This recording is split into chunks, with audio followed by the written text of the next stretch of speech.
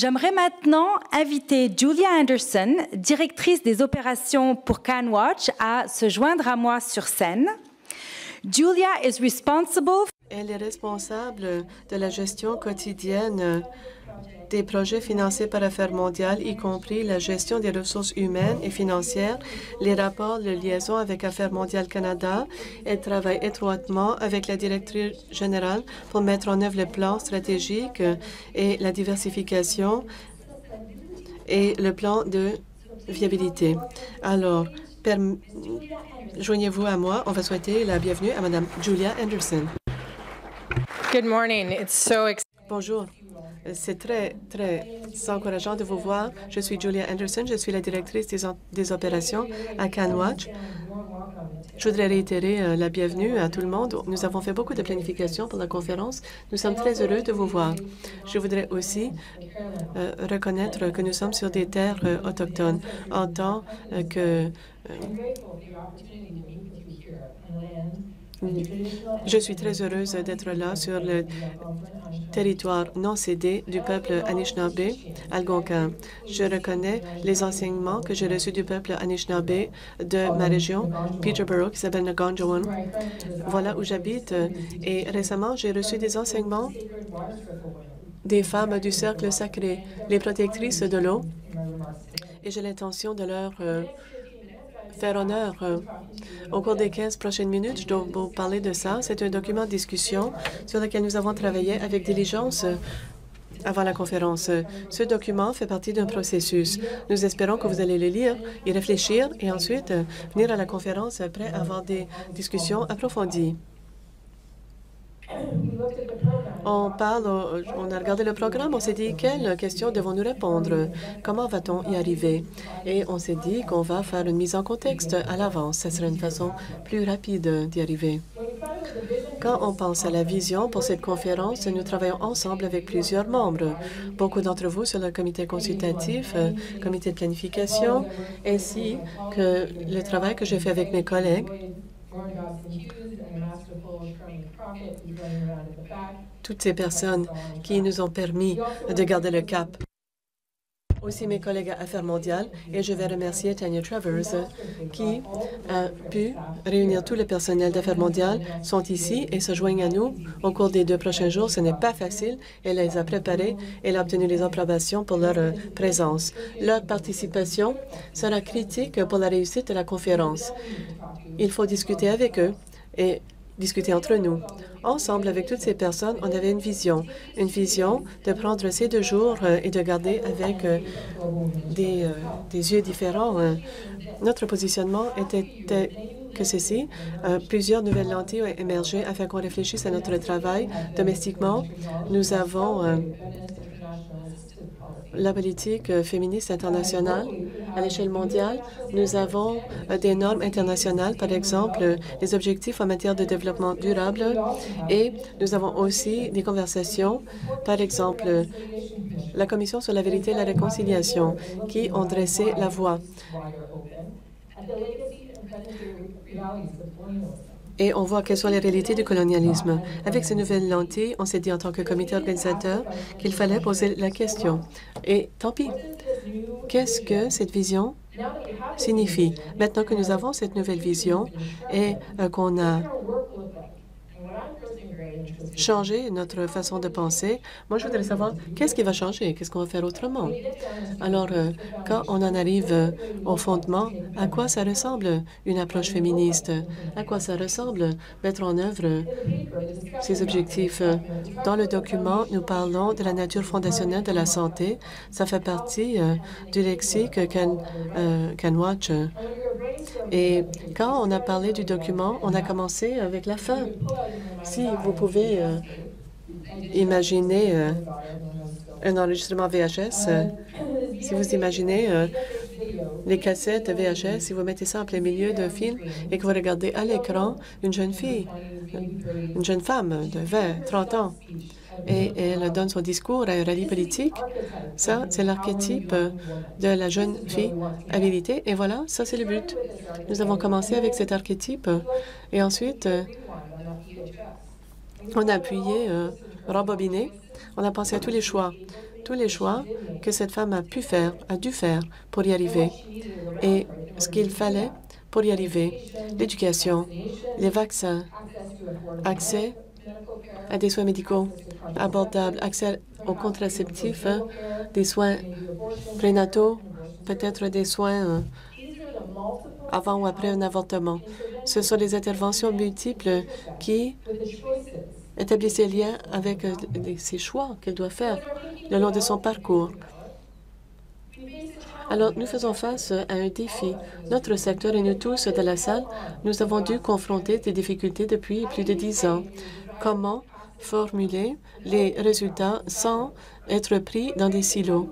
Comment organiser la conversation afin de discuter avec la profondeur dont il faut, mais tout en gardant en tête le tout. Et quel est le rôle du Canada? C'est pas comme si le Canada doit offrir des soins de santé universels. Le Canada doit faire en sorte que le monde offre des soins de santé universels aux citoyens. Et ensuite, il y a le programme qui est interrelié, intersectionnel. Chaque objectif tisse ensemble avec les autres secteurs. Tout est mélangé ensemble. Comme Ban Ki-moon l'a dit, il y a une urgence à ce programme. Il n'y a pas de plan B, il n'y a pas de planète B. Alors, il n'y a pas de plan B. J'étais récemment à une réunion avec Mario Monsef de ma communauté. C'était une réunion des leaders communautaires. Et j'ai fait mes commentaires.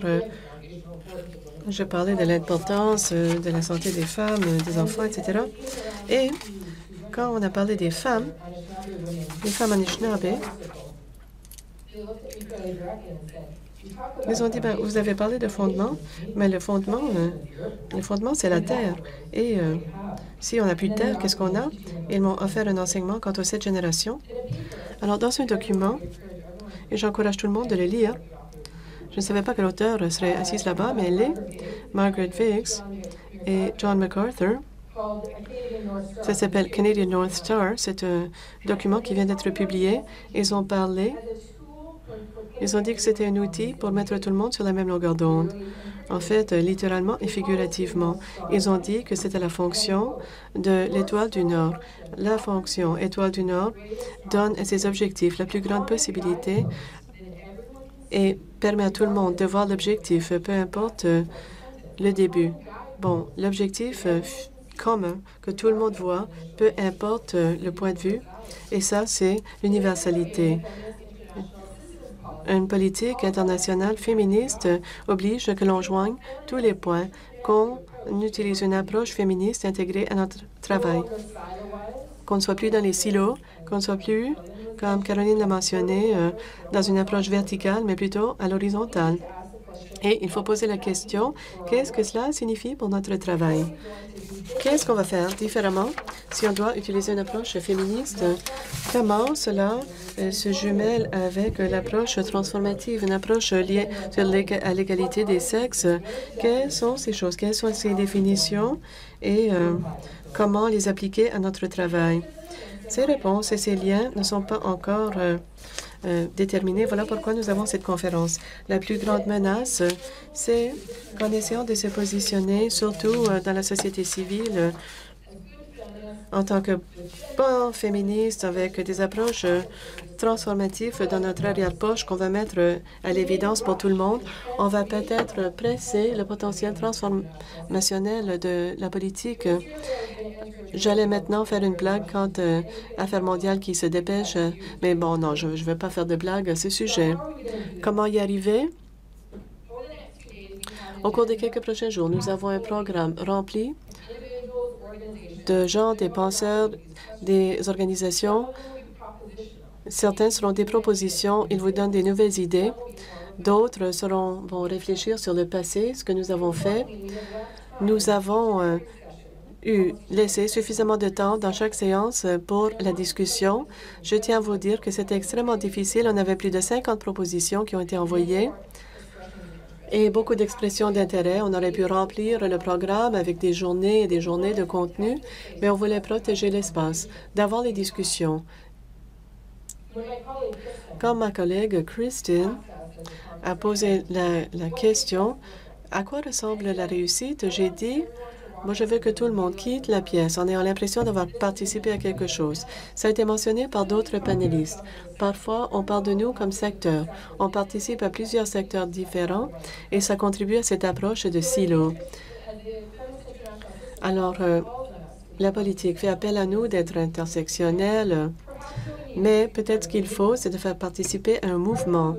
Partir de mouvement avec une vision partagée, un objectif partagé et une croyance qu'on peut en fait y arriver. Comment savoir si nous avons atteint le but?